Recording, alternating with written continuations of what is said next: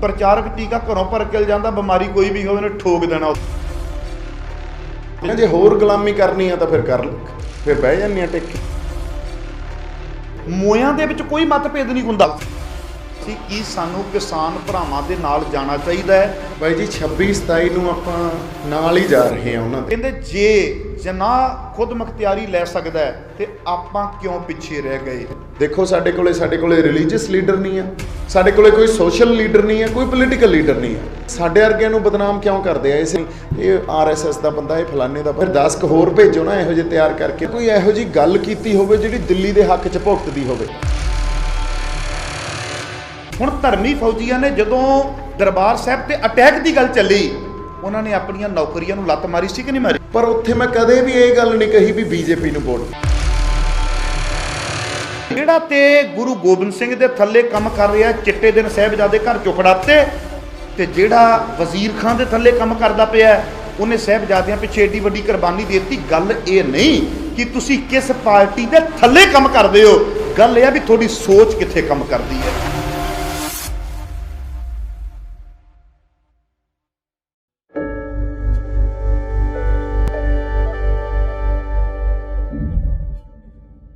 वाहिगुरू जी का खालसा, वाहिगुरू जी की फतेह। मेरे ख्याल दे विच दीप सिद्धू वीर ने धार्मिक पक्ष, पोलीटिकल पक्ष, समाजिक पक्ष सारे पक्षां दे उपर एक झाती पाई है। और विशेष मैं बैठा सुन रहा सा भी हर गल दी जिहड़ी तार है धन गुरु ग्रंथ साहिब पातशाह महाराज जी नाल जोड़ते हैं। ये बहुत वड्डी गल है।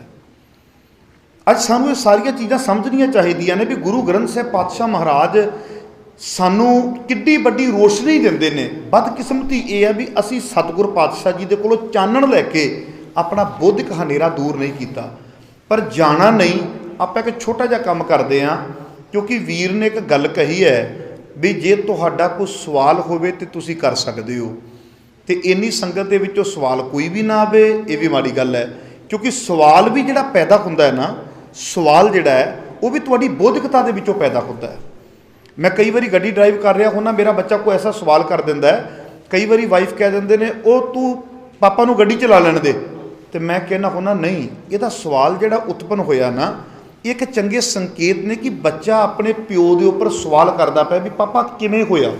कई बारी पुछ लैंदा है, तुसीं एक दिन कथा दे विच किहा सी कि बाबा बंदा सिंह बहादुर ने सानूं ज़मीनां दे मालक बनाया, हक्कां दी गल, ते पापा वो जो बनाया गया बकायदा ये उस तो पहला की सी। मैं ये तो कह सकता वां कि मैं तो थोड़ा जिहा दिमाग ला के तेनों दसांगा, पर मैं ये नहीं कह सकता भी चुप कर, तेरा मामला नहीं है, तेरे बस की गल नहीं है। ये असीं अपने बच्चों को बड़े कमज़ोर करते हैं। सो सवाल उत्पन्न होना जरूरी है, विचारक मतभेद होना भी जरूरी है। मोयां दे विच कोई मतभेद नहीं हुंदा, भावें एक कबर दे विच 4 दफना दिओ ते भावें एक चिखा दे विच 4 बाल दिओ।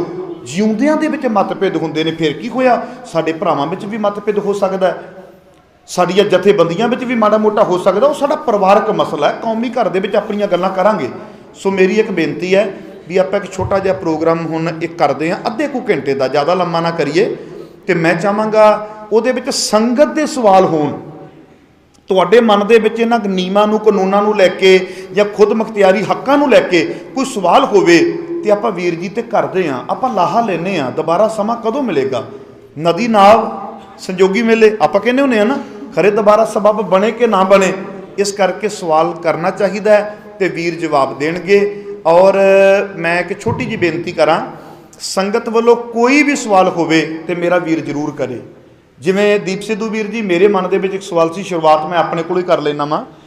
मेरे मन के विच सवाल सी, जिवें आपां कहने भी कॉन्ट्रैक्ट बेसिस, संगत जी समझ आ जे, मेरा सवाल है जो मेरे मन के विच है और मैं दीप सिद्धू वीर ते करदा मैं, ये जवाब देणगे। उस तो बाद तुसीं शुरुआत कर लिया, जे तुहाडा कोई सवाल होया आपां 20-25 मिनट का समा लावांगे, ज़्यादा नहीं लावांगे, क्योंकि सारी संगत सवेरे 10:30 बजे तो आके बैठे हुए हो तुसीं।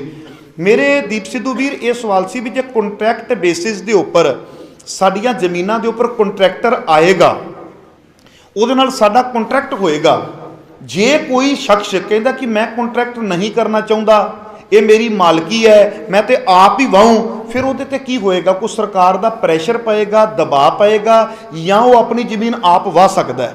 ये मेरा एक सवाल है, ਥੋੜ੍ਹਾ ਜਿਹਾ ਇਸ ਮੁੱਦੇ ਦੇ ਉੱਪਰ। ਔਰ ਸੈਕਿੰਡ ਮੇਰੇ ਮਨ ਦੇ ਵਿੱਚ ਇਹ ਸਵਾਲ ਆ ਰਿਹਾ ਹੈ ਕਿ ਜਿਹੜੇ ਸਾਡੇ ਗੁਰਦੁਆਰਿਆਂ ਦੀਆਂ ਜ਼ਮੀਨਾਂ ਨੇ, ਜਿਵੇਂ ਕਿਸੇ ਗੁਰਦੁਆਰੇ ਦੀ 300 ਏਕੜ ਹੈ, ਕਿਸੇ ਗੁਰਦੁਆਰੇ ਦੀ 400 ਏਕੜ ਹੈ, ਪੰਜਾਬ ਦੇ ਵਿੱਚ ਕੁਝ ਐਸੇ ਗੁਰਦੁਆਰਾ ਸਾਹਿਬ ਨੇ ਜਿਨ੍ਹਾਂ ਦੀ 500 ਏਕੜ ਹੈ, ਕਿ ਜਿਹੜਾ ਉਹ ਸਾਰਾ ਕੁਝ ਕਿਸਾਨ ਤੇ ਲਾਗੂ ਹੁੰਦਾ ਹੈ ਕਿ ਗੁਰਦੁਆਰਿਆਂ ਦੀਆਂ ਜ਼ਮੀਨਾਂ ਤੇ ਵੀ ਲਾਗੂ ਹੋਵੇਗਾ? ਇਹ ਮੇਰਾ ਇੱਕ ਸਵਾਲ ਹੈ। ਮੈਂ ਸ਼ੁਰੂਆਤ ਕਰ ਦਿੱਤੀ ਹੈ, ਉਸ ਤੋਂ ਬਾਅਦ ਤੁਸੀਂ ਭੈਣਾਂ ਨੂੰ ਵੀ ਬੇਨਤੀ ਹੈ, ਭੈਣਾਂ ਪਿੱਛੇ ਨਾ ਰਹਿਣ। ਮੇਰਾ ਇਸ ਗੱਲ ਦਾ ਮੰਨਣਾ ਹੈ, ਅਸੀਂ ਕਈ ਵਾਰੀ ਕਿਸੇ ਮੋਰਚੇ ਵਿੱਚ ਬੈਠਦੇ ਹਾਂ ਨਾ, ਤੇ ਕਈ ਵਾਰੀ ਕੋਈ ਗੁਫ਼ਤਗੂ ਛਿੜ ਜਾਂਦੀ, ਕੋਈ ਭੈਣ ਟੋਕ ਦੇਵੇ, ਉਸੇ ਵੇਲੇ ਮਾਮਲਾ ਸ਼ਾਂਤ ਹੋ ਜਾਂਦਾ ਹੈ। ਸੋ ਇਸ ਕਰਕੇ ਮੇਰੀ ਇੱਕ ਬੇਨਤੀ ਹੈ, ਭੈਣਾਂ ਨੂੰ ਵੀ, ਸਾਡੀਆਂ ਧੀਆਂ ਨੂੰ ਵੀ ਇਹ ਆਦਤ ਆਪਾਂ ਪਾ ਦਈਏ ਵੀ ਇਹ ਉੱਠ ਕੇ ਸਵਾਲ ਕਰ ਸਕਦੀਆਂ ਨੇ, ਬੁਲਾਰੇ ਤੇ ਵੀ, ਪ੍ਰਚਾਰਕ ਤੇ ਵੀ, ਪੋਲੀਟੀਕਲ ਲੀਡਰ ਦੇ ਉੱਪਰ ਵੀ।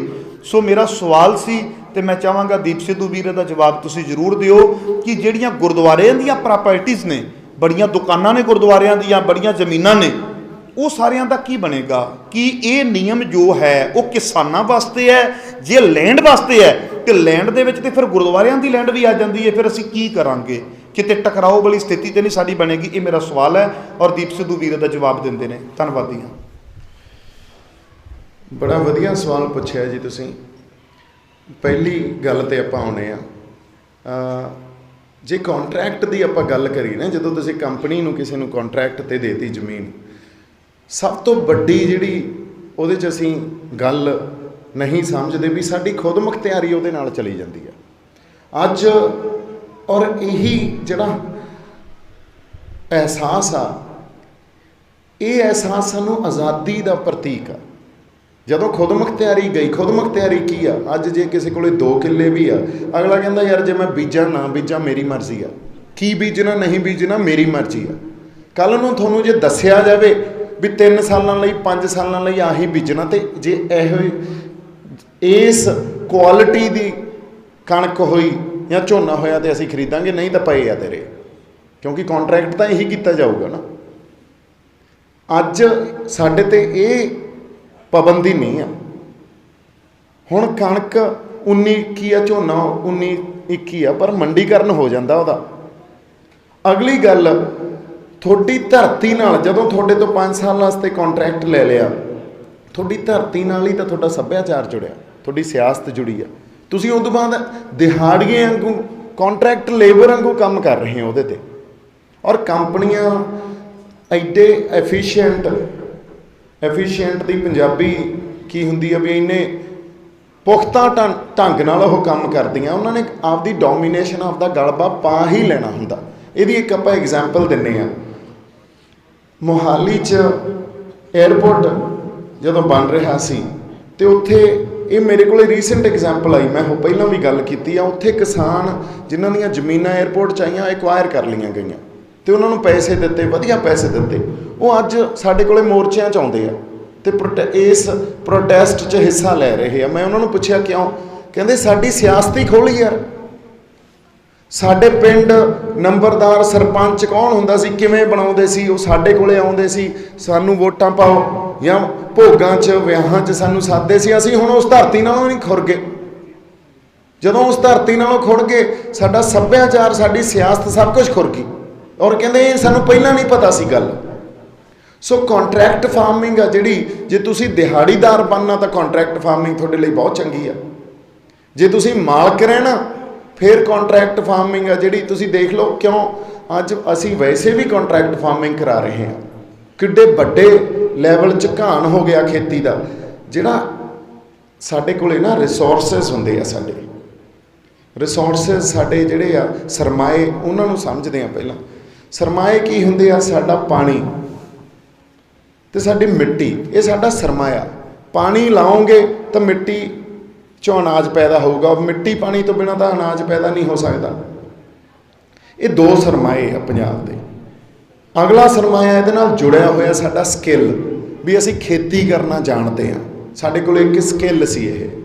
ਜਦੋਂ ਕੰਟਰੈਕਟ ਫਾਰਮਿੰਗ ਹੁੰਦੀ ਆ, ਪਹਿਲਾਂ ਤਾਂ ਸਾਡਾ ਸਰਮਾਇਆ ਲੈ ਗਏ, ਪਾਣੀ ਸਾਡਾ ਲੈ ਗਏ, ਫਿਰ ਉਸ ਤੋਂ ਬਾਅਦ ਧਰਤੀ ਸਾਡੀ ਦੇਖ ਲਓ ਤੁਸੀਂ, ਅਸੀਂ ਭਈਆਂ ਦੇ ਹੱਥ 'ਚ ਦੇ ਦਿੰਦੇ ਆ, ਕਿੰਨੀ ਰੇਹ ਸਪਰੇ ਕੀ ਪਾਉਣੀ ਆ, ਕੀ ਮਿਆਦ ਹੋਣੀ ਚਾਹੀਦੀ ਆ, ਉਹਨਾਂ ਨੂੰ ਕੀ ਫਿਰ ਆਪਣੀ ਧਰਤੀ ਨਾਲ ਪਿਆ। ਪਾਣੀ ਨਹਿਰਾਂ ਦਾ ਆਵੇ, ਸੂਇਆਂ ਦਾ ਆਵੇ, ਕੱਸੀਆਂ ਦਾ ਆਵੇ, ਖਾਲਾਂ ਰਾਹੀਂ ਲਾਉਣਾ ਕਿ ਟਿਊਬਲਾਂ ਰਾਹੀਂ ਲਾਉਣਾ, ਉਹਨਾਂ ਨੂੰ ਨਹੀਂ ਪਿਆ। ਇਹਦਾ ਸਾਡੀ ਬਿਲੋਂਗਿੰਗ ਆ ਸਾਡੀ ਧਰਤੀ ਨਾਲ, ਸਾਡੇ ਪੁਰਖਾਂ ਦੀ ਹੁੰਦੀ ਸੀ ਵੀ ਯਾਰ ਫਲਾਨੀ ਚੀਜ਼ ਨਹੀਂ ਬੀਜਣੀ, ਇੰਨੀ ਰੇਹ ਨਹੀਂ ਪਾਉਣੀ। ਅਸੀਂ ਜਦੋਂ ਤੋਂ ਇਹਨਾਂ ਦੇ ਹੱਥ 'ਚ ਖੇਤੀ ਦੇਤੀ, ਅਗਲੇ ਤਾਂ ਆਈ ਚਲਾਈ ਕਰਦੇ ਆ ਉਹਨਾਂ ਨੇ, ਕਿਉਂਕਿ ਕੰਟਰੈਕਟ ਫਾਰਮਿੰਗ ਹੋ ਰਹੀ ਆ। ਔਰ ਇਸ ਚੀਜ਼ ਨਾਲ ਸਾਨੂੰ ਤੋੜਨਾ, ਸਾਡੇ ਸਰਮਾਇਆ ਨਾਲੋਂ ਤੋੜਨਾ, ਇਹ ਕੰਟਰੈਕਟ ਫਾਰਮਿੰਗ ਹੀ ਕਰਦੀ ਆ। ਅਗਲੀ ਗੱਲ ਸਾਨੂੰ ਦੇਖੋ, ਫਿਲਾਸਫਿਕਲੀ ਗੱਲ ਕਰਦੇ ਹਾਂ ਆਪਾਂ, ਸਿਧਾਂਤਕ ਗੱਲ ਵੀ ਕਰ ਸਕਦੇ ਹਾਂ, ਪਰ ਫਿਲਾਸਫਿਕਲ ਗੱਲ ਕਰਦੇ ਹਾਂ, ਕਿਉਂਕਿ ਮਾਡਰਨ ਐਜੂਕੇਸ਼ਨ ਵਾਲੇ ਸਮਝਦੇ ਹੀ ਫਿਲਾਸਫਿਕਲ ਗੱਲਾਂ ਨਹੀਂ, ਦੂਜੀਆਂ ਧਰਮ ਵਾਲੀਆਂ ਗੱਲਾਂ ਜਾਂ ਸਿਧਾਂਤਾਂ ਵਾਲੀਆਂ, ਕਦਰਾਂ ਕੀਮਤਾਂ ਵਾਲੀਆਂ ਗੱਲਾਂ ਉਹਨਾਂ ਨੂੰ ਅਬਸਟਰੈਕਟ ਲੱਗਦੀਆਂ। ਹੁਣ ਅਗਲੀ ਗੱਲ, ਜਦੋਂ ਤੁਸੀਂ ਤੁਹਾਡੇ ਧਰਤੀ ਨਾਲੋਂ ਟੁੱਟੇ, ਕਿਉਂਕਿ ਆਪ ਨਹੀਂ ਖੇਤੀ ਕਰ ਰਹੇ, ਆਪ ਕਰ ਰਹੇ ਹੋ ਤਾਂ ਤੁਸੀਂ ਉੱਥੇ ਦਰਖਤ ਵੀ ਬੀਜੋਗੇ, ਆਪ ਕਰ ਰਹੇ ਹੋ ਤਾਂ ਤੁਸੀਂ ਉੱਥੇ ਜਿਹੜੇ ਪੰਛੀ ਆਉਂਦੇ ਆ, ਪਸ਼ੂ ਧਨ ਵੀ ਰੱਖੋਗੇ। ਅੱਜ ਕਿੰਨੇ ਕੁ ਸ਼ਹਿਰਾਂ 'ਚ ਸਾਡੇ ਮੱਝਾਂ ਗਾਵਾਂ ਜਾਂ ਪਿੰਡਾਂ 'ਚ ਕਿੰਨੇ ਕੁ ਰੱਖੀ ਫਿਰੇ ਆ, ਤੁਸੀਂ ਆਪਦੇ ਆਪ ਨੂੰ ਸਵਾਲ ਕਰ ਲਓ। ਇਹ ਫਿਰ ਸਾਡਾ ਸਕਿੱਲ ਵੀ ਨਾਲ ਹੀ ਗਿਆ, ਕਿਉਂਕਿ ਕੰਟਰੈਕਟ ਤੇ ਦਿੱਤਾ, ਅਸੀਂ ਗਾਂ ਭਈਆਂ ਨੂੰ ਲਾ ਦੇਣਾ, ਸਾਡਾ ਖੇਤੀ ਕਰਨ ਦਾ ਸਕਿੱਲ ਵੀ ਖਤਮ ਹੋ ਗਿਆ। ਸੋ ਸਾਡੇ ਸਰਮਾਇਆਂ ਦੀ ਕਦਰ ਨਹੀਂ ਰਹੀ ਸਾਨੂੰ, ਸਾਡੇ ਸਕਿੱਲ ਤੋਂ ਸਾਨੂੰ ਵਾਂਝਾ ਕਰਤਾ। ਇਹ ਕੰਟਰੈਕਟ ਫਾਰਮਿੰਗ ਹੀ ਕਰਦੀ ਆ। ਸੋ ਆਉਣ ਵਾਲੇ ਸਮੇਂ 'ਚ ਖੇਤੀ ਕਰਨ ਵਾਲਿਆਂ ਦੀ ਗਿਣਤੀ ਜੇ ਅੱਜ ਘਟੀ ਆ, ਇਹ ਤੋਂ ਬਹੁਤ ਵੱਡੀ ਘਟ ਜਾਣੀ ਆ। ਕਿੱਥੇ ਤਾਂ ਉਲਟਾ ਹੋਣਾ ਚਾਹੀਦਾ ਸੀ। ਅੱਜ ਜਿਨ੍ਹਾਂ ਨੂੰ ਨੌਕਰੀ ਨਹੀਂ ਮਿਲਦੀ, ਬਾਹਰ ਨਹੀਂ ਜਾ ਸਕਦੇ, ਅਗਲੇ ਕਹਿੰਦੇ ਯਾਰ 4-5 ਕਿੱਲੇ 10 ਕਿੱਲੇ ਹੈ, ਖੇਤੀ ਉਹ ਹੀ ਕਰ ਲਾਂਗੇ। ਆਹ ਗੱਲ ਵੀ ਨਹੀਂ ਰਹਿਣੀ। ਸੋ ਤੁਹਾਡੀ ਜਦੋਂ ਅਸੀਂ ਕਹਿ ਰਹੇ ਹਾਂ ਪੰਜਾਬ ਆਪਦੀ ਹੋਂਦ ਦੀ ਲੜਾਈ ਲੜ ਰਿਹਾ, ਸੱਭਿਆਚਾਰਕ ਤਾਂ ਮੈਂ ਦੱਸ ਸਕਦਾ ਵੀ ਕਿਵੇਂ ਟੁੱਟਾਂਗੇ, ਪਰ ਜੇ ਮੈਂ ਤੁਹਾਨੂੰ ਸਰਮਾਇਆਂ ਦੀ ਗੱਲ ਕਰਦੇ ਹਾਂ ਤਾਂ ਸਾਡੀ ਧਰਤੀ ਨਾਲੋਂ, ਸਾਡੇ ਪਾਣੀ ਨਾਲੋਂ, ਆਬੋ ਹਵਾ ਨਾਲੋਂ, ਪਸ਼ੂ ਧਨ ਨਾਲੋਂ, ਸਾਡੇ ਪੰਛੀਆਂ, ਚਿੜੀ, ਕਾਂ, ਸਾਡੇ ਤੋਤੇ, ਗਿਰਜਾਂ, ਇੱਲਾਂ, ਕੀ ਕੁਛ ਹੁੰਦਾ ਸੀ, ਹੱਡਾਂ ਰੋੜੀਆਂ ਹੁੰਦੀਆਂ ਸੀ। ਕਿੱਥੇ ਅੱਜ ਕੱਲ੍ਹ ਹੱਡਾਂ ਰੋੜੀਆਂ? ਪਸ਼ੂ ਮਰਦੇ ਸੀ ਤਾਂ ਉੱਥੇ ਸੱਟਿਆ ਹੁੰਦੇ ਸੀ, ਉਹ ਗਿਰਜਾਂ ਗੁਰਜਾਂ ਇੱਲਾਂ ਉਹਨਾਂ ਖਾ ਲੈਂਦੀਆਂ ਸੀ। ਕੁਛ ਨਹੀਂ ਰਿਹਾ ਨਾ। ਸੋ ਇਹਨੇ ਹੋਰ ਜ਼ਿਆਦਾ ਵੱਧ ਜਾਣਾ। ਪੰਜਾਬ ਅੱਜ ਇਕੱਲੇ ਇਹਨਾਂ ਕਾਨੂੰਨਾਂ ਨਾਲ ਨਹੀਂ ਜੂਝ ਰਿਹਾ, ਪੰਜਾਬ ਇੱਕ ਬਹੁਤ ਵੱਡੇ ਵਾਤਾਵਰਨ ਦੇ ਸੰਕਟ ਨਾਲ ਜੂਝ ਰਿਹਾ, ਜਿਹਨੂੰ ਆਪਾਂ ਈਕੋਲੋਜੀਕਲ ਕ੍ਰਾਈਸਿਸ ਕਹਿ ਸਕਦੇ ਹਾਂ, ਇਨਵਾਇਰਮੈਂਟਲ ਕ੍ਰਾਈਸਿਸ। ਸੋ ਆਉਣ ਵਾਲੇ ਸਮੇਂ 'ਚ ਸਾਡੀ ਧਰਤੀ ਬੰਜਰ ਹੋ ਸਕਦੀ ਆ। ਇਹਦੀਆਂ ਐਗਜ਼ਾਮਪਲਾਂ ਪਈਆਂ। ਅਫਰੀਕਾ 'ਚ ਇੱਕ ਜਗ੍ਹਾ ਧਰਤੀ ਇੰਨੀ ਜਰਖੇਜ਼ ਸੀ ਵੀ ਉੱਥੋਂ ਸਭ ਤੋਂ ਦੁਨੀਆ ਦੇ ਸੋਹਣੇ ਫੁੱਲ ਹੁੰਦੇ ਸੀ, ਅਤੇ ਉੱਥੋਂ ਦਾ ਗੁਲਾਬ ਬਹੁਤ ਜ਼ਿਆਦਾ ਮਸ਼ਹੂਰ ਸੀ। ਔਰ ਫੁੱਲਾਂ ਵਾਸਤੇ ਪਾਣੀ ਚਾਹੀਦਾ, ਉਹਨਾਂ ਨੇ ਧਰਤੀ 'ਚੋਂ ਕੱਢ ਪਾਣੀ ਲਾ ਉਹ ਧਰਤੀ ਦੇ ਥੱਲੜਾ ਪਾਣੀ, ਸਾਡੇ ਵਾਂਗੂ ਉੱਥੇ ਦੂਜਾ ਪਾਣੀ ਤਾਂ ਹੈ ਨਹੀਂ ਸੀ, ਤਾਂ ਥੱਲੜਾ ਪਾਣੀ ਖਤਮ ਹੀ ਕਰਤਾ। ਅੱਜ ਉਹ ਧਰਤੀ ਬੰਜਰ ਹੋ ਗਈ। ਐਗਜ਼ਾਮਪਲਾਂ ਸਾਡੇ ਸਾਹਮਣੇ ਪਈਆਂ, ਅਸੀਂ ਉੱਧਰ ਨੂੰ ਹੀ ਜਾ ਰਹੇ ਹਾਂ। ਸੋ ਜਦੋਂ ਤੱਕ ਤੁਸੀਂ ਤੁਹਾਡੀ ਧਰਤੀ ਨਾਲ ਨੂੰ ਜੁੜੋਗੇ, ਉਦੋਂ ਤੱਕ ਕੰਟਰੈਕਟ ਫਾਰਮਿੰਗ, ਔਰ ਕੰਟਰੈਕਟ ਫਾਰਮਿੰਗ ਦਾ ਅਗਲਾ ਇੱਕ ਪਹਿਲੂ ਇਹ ਆ ਵੀ ਜੇ ਕਿਤੇ ਕਿਸਾਨ ਤੇ ਕੰਪਨੀ 'ਚ ਝਗੜਾ ਹੋ ਗਿਆ, ਉਹਦੇ ਕਾਨੂੰਨੀ ਤੁਹਾਡੇ ਕੋਲੇ ਕੋਈ ਹੱਕ ਨਹੀਂ। SDM ਕੋਲੇ ਜਾ ਸਕਦੇ ਹੋ, ਕੋਰਟ ਕੋਲੇ ਨਹੀਂ ਜਾ ਸਕਦੇ ਤੁਸੀਂ। ਉਹਦਾ ਅਗਲਾ ਫੇਰ ਸਰਕਾਰਾਂ ਦਾ ਨੌਕਰ ਆ, ਉਹਨੇ ਤਾਂ ਕੰਪਨੀ ਜਿਹਦਾ ਜੁਰਮਾਨਾ ਉਹਦਾ ਪੱਖ ਹੀ ਪੂਰਨਾ। ਤੁਹਾਨੂੰ ਕਿਉਂ ਦੇਊਗਾ ਉਹ ਨਿਆਂ? ਤੇ ਤੁਸੀਂ ਕੰਪਨੀਆਂ ਨਾਲ ਕਿੱਥੋਂ ਲੜ ਲਓਗੇ? ਸੋ ਕਾਰਪੋਰੇਟਾਈਜੇਸ਼ਨ ਕੀ ਆ? ਇਹ ਕੈਪੀਟਲਿਸਟਿਕ ਸੁਸਾਇਟੀ ਆ। ਇਹਨੇ ਉਜਾੜਾ ਹੀ ਕੀਤਾ, ਜਿੱਥੇ ਗਏ ਆ ਇਹਨਾਂ ਨੇ ਉਜਾੜਾ ਹੀ ਕੀਤਾ, ਸਭ ਕੁਝ ਆਪਦੇ ਹੱਥਾਂ 'ਚ ਹੀ ਲਿਆ। ਅਸੀਂ ਅੱਜ ਉਜਾੜੇ ਤੇ ਆ ਕੇ ਖੜ ਗਏ। ਹੁਣ ਗੱਲ ਇਹ ਆ ਵੀ ਜਿਹੜੇ ਸਾਡੀਆਂ ਜ਼ਮੀਨਾਂ, ਇਹ ਤਾਂ ਲੈਂਡ ਲਾਸ ਜਿਹੜੇ ਹੁੰਦੇ ਆ ਨਾ, ਉਹਦੇ 'ਚ ਫਿਰ ਗੁਰਦੁਆਰਾ ਸਾਹਿਬ ਦੀਆਂ ਜ਼ਮੀਨਾਂ ਹੋਣ, ਕਿਸੇ ਹੋਰ ਟਰਸਟ ਦੀਆਂ ਜ਼ਮੀਨਾਂ ਹੋਣ, ਉਹ ਤਾਂ ਸਾਰੇ ਕਿਤੇ ਹੀ ਲਾਗੂ ਹੁੰਦੇ ਆ। ਲੈਂਡ ਲਾਸ ਨੇ ਤਾਂ ਲੈਂਡ ਲਾਸ ਵਾਂਗੂ ਲਾਗੂ ਹੋਣਾ। ਇੱਕ ਪਾਸੇ ਜਿਹੜੀ ਪਾਰਟੀ ਬਣਨੀ ਆ ਉਹ ਗੁਰਦੁਆਰਾ ਸਾਹਿਬ ਦੀ ਜਿਹੜੀ ਉੱਥੋਂ ਦੀ ਕਮੇਟੀ ਹੋਊਗੀ ਉਹ ਬਣ ਜੂਗੀ, ਦੂਜੇ ਪਾਸੇ ਉਹ ਕੰਪਨੀ ਪਾਰਟੀ ਬਣ ਜੂਗੀ। ਜੇ ਕੋਈ ਵਿੱਚ ਦੀ ਕਿਸੇ ਦੇ ਝਗੜਾ ਹੋਇਆ ਤਾਂ ਕੰਪਨੀ ਨਾਲ। ਸੋ ਗੱਲ ਬੜੀ ਗੰਭੀਰ ਆ। ਔਰ ਤੁਸੀਂ ਇਹ ਦੇਖੋ ਵੀ ਤਿੰਨੇ ਕਾਨੂੰਨ ਆ ਜਿਹੜੇ ਵੱਖ-ਵੱਖ ਨਹੀਂ ਆ, ਇੱਕੋ ਹੀ ਆ। ਇਹਨਾਂ ਦੀ ਬੁਣਤੀ ਐਂ ਕੀਤੀ ਗਈ ਆ ਜਿਵੇਂ ਆਪਾਂ ਕੋਟੀ ਬੁਣੀ ਹੋਵੇ ਵੱਖ-ਵੱਖ ਰੰਗਾਂ ਦੀ, ਐਨ ਜਮਾਂ ਜੁੜ ਕੇ ਇੱਕ ਦੂਜੇ ਨਾਲ।